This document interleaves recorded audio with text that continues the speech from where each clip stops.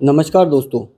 अगर आप भी आईपीओ में पैसा लगाने की सोच रहे हैं या इन्वेस्टमेंट करने की सोच रहे हैं या आईपीओ में इन्वेस्ट करते हैं, तो आपने अगर आईपीओ का जब सब्सक्रिप्शन निकलता है तो उसका जब डीआरएचपी देखा होगा या कहीं वेबसाइट्स पे आईपीओ के बारे में पढ़ा होगा उस कंपनी के बारे में, तो आपने ध्यान दिया होगा कि कुछ अलग-अलग टर्मिनोलॉजी होती है या टर्म्स होती हैं, जिनमें लिखा होता है कि आईपीओ का उतना कोटा उस पर्टिकुलर टर्म के लिए या इन्वेस्टर के लिए फिक्स होता है। तो आज की वीडियो में हम यही बात करेंगे कि आईपीओ में पैसा लगाने वाले जो इन्वेस्टर्स होते हैं वो कितने टाइप के होते हैं और उनमें क्या फ़र्क होता है, वो जानना आपके लिए बहुत ज़रूरी है। आईपीओ में हम अलग-अलग टाइप के इन्वेस्टर्स की बात करें, उससे पहले हमें एक चीज़ पता होनी बहुत ज़रूरी है कि हम आईपीओ में जो बिड लगाते हैं या बोली लगाते हैं, वो नंबर ऑफ़ शेयर के ऊपर नहीं लगा सकते। हम अपनी मर्ज़ी से जितना चाहें कि 50 या 100 खरीदने हैं, उस हिसाब से हम बिड नहीं लगा सकते हैं। क्योंकि आईपीओ में जो बिड लगती है, वो लॉट के साइज़ के हिसाब से लगती है और एक लॉट में एक से ज़्यादा शेयर होते हैं और कितने शेयर हो सकते हैं, वो डिपेंड करता है उस शेयर के प्राइस के ऊपर। नॉर्मली जो एक लॉट होता है, वो 14,000 से 15,000 के बीच में वेरी करता है, यानी मैक्सिमम 15,000 तक का होता है एक लॉट और 14,000 से 15,000 के बीच में। और अगर मान के चलिए कि एक शेयर उस कंपनी की डिमांड के हिसाब से या कंपनी जो डीआरएचपी में डाला है कि मैं अगर एक शेयर 1,000 रुपये का दे रहे हैं वो, तो उस हिसाब से उसमें 14 से 15 शेयर होंगे। तो मेनली 3 टाइप के इन्वेस्टर्स होते हैं आईपीओ में। पहला होता है क्वालिफाइड इंस्टीट्यूशनल बायर्स, क्यूआईबी भी बोलते हैं। क्वालिफाइड इंस्टीट्यूशनल बायर्स भी बोल सकते हैं इनको, या बिडर्स भी बोल सकते हैं।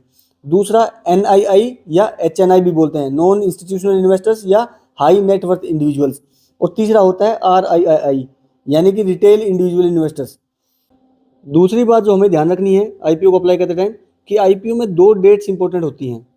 पहली होती है क्लोजिंग डेट, जिस दिन आईपीओ का जो सब्सक्रिप्शन निकलता है वो एक पीरियड के लिए निकलता है, 3 या 4 दिन के लिए। तो मान के चलिए अगर वो 15 दिसंबर को निकला और 15 दिसंबर से 18 दिसंबर तक ओपन हुआ है सब्सक्रिप्शन के लिए, तो जो क्लोजिंग डेट होगी वो 18 दिसंबर होगी।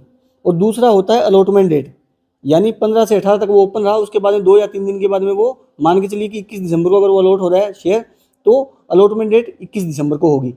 ये भी आपको पता होना चाहिए। आईपीओ में मेनली 3 टाइप के इन्वेस्टर्स होते हैं।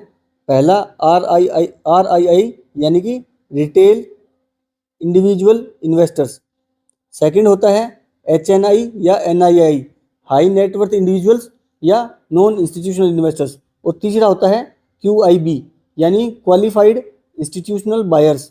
बायर्स भी बोल सकते हैं या बिडर्स भी बोल सकते हैं। आरआईआई कैटेगरी जो होती है, जिसको रिटेल इन्वेस्टर्स भी बोलते हैं, यानी हम जैसे इन्वेस्टर्स जो छोटे इन्वेस्टर्स होते हैं, ये नॉन प्रोफेशनल इन्वेस्टर्स होते हैं। इनको इतना प्रोफेशन नहीं होता इनका इन्वेस्टमेंट करना, और ये अपनी सेविंग या अपने बैंक से फंड से पैसा इसमें आईपीओ में इन्वेस्टमेंट करते हैं। और इसका जो इन्वेस्टमेंट करने का तरीका होता है वो ब्रोकर के थ्रू होता है। ये विदाउट ब्रोकर इन्वेस्टमेंट नहीं कर सकते हैं आईपीओ में। और साथ ही साथ इनका जो मेन ये है कि ये 2 लाख रुपए तक का ही इन्वेस्टमेंट कर सकते हैं। जो बहुत इंपॉर्टेंट बात है, आपको पता होनी चाहिए कि 2 लाख रुपए तक अगर आपका इन्वेस्टमेंट है, तो आप तभी आप अप्लाई कर सकते हो इस कैटेगरी के अंदर, आरआरआई कैटेगरी के अंदर। 2 लाख से अगर आप ऊपर अप्लाई कर रहे हो तो वो आप एचएनआई कैटेगरी के अंदर आपको अप्लाई करना पड़ेगा।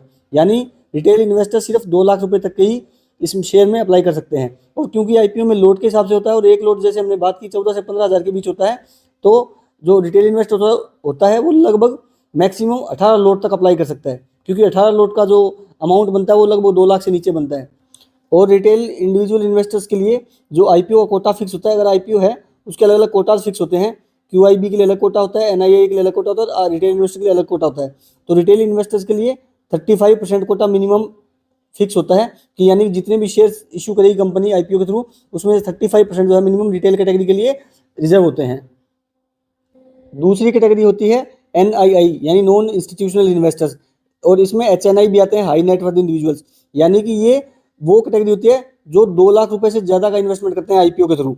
और इसमें ये 2 लाख से ज़्यादा का इन्वेस्टमेंट करते हैं, लेकिन ये क्यूआईबी कैटेगरी के अंदर नहीं आते हैं।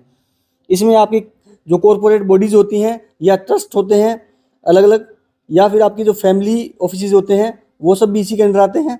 यानी कि वो जो 2 लाख से ऊपर की अप्लाई कर रहे हैं, इनके लिए जो है वो 15% जो कोटा होता है आईपीओ का वो फिक्स रहता है। यानी 15% तक जो जितने शेयर हैं वो इस कैटेगरी के इन्वेस्टर्स के लिए ही रिजर्व होते हैं। तीसरी जो कैटेगरी आती है वो आती है क्यूआईबी, यानी क्वालिफाइड इंस्टीट्यूशनल बायर्स। ये एक्चुअली प्रोफेशनल इन्वेस्टर्स होते हैं और ये नॉर्मली रिप्रेजेंटेटिव होते हैं स्मॉल इन्वेस्टर्स के, यानी छोटे छोटे इन्वेस्टर्स ये पैसा लेते हैं और उनके रिप्रेजेंटेशन में ये लोग इन्वेस्टमेंट करते हैं, आईपीओ में बड़ी अमाउंट इन्वेस्ट करते हैं। तो जैसे कि म्यूचुअल फंड हाउस होते हैं, या फिर इंश्योरेंस एजेंसीज होती हैं, या फिर पीएफ हाउसेज होते हैं, जो प्रोविडेंट फंड हाउसेज होते हैं, ये सब क्यूआईबी के अंदर आते हैं। इनके लिए आईपीओ का 50% कोटा जो है वो फिक्स रहता है, जितने भी शेयर अलॉट होते हैं उसमें से, या जितने शेयर कंपनी इशू करती है उसमें 50% जो है वो क्यूआईबी कैटेगरी के अंदर फिक्स होता है। अब जो हमने आईपीओ की क्लोजिंग डेट और अलॉटमेंट डेट का बात किया था, उसके हिसाब से इन तीनों इन्वेस्टर्स में थोड़ा फर्क होता है। तो रिटेल इंडिविजुअल इन्वेस्टर्स होते हैं, इस कैटेगरी में जो भी लोग अप्लाई करते हैं, उसके लिए सेबी ने एक एडिशनल एडवांटेज दिया हुआ है कि जितने भी आरआरई के अंदर, इस कैटेगरी के अंदर जितने भी अप्लाई करते हैं आईपीओ में, वो अपनी बिड को कट ऑफ प्राइस पे अप्लाई कर सकते हैं।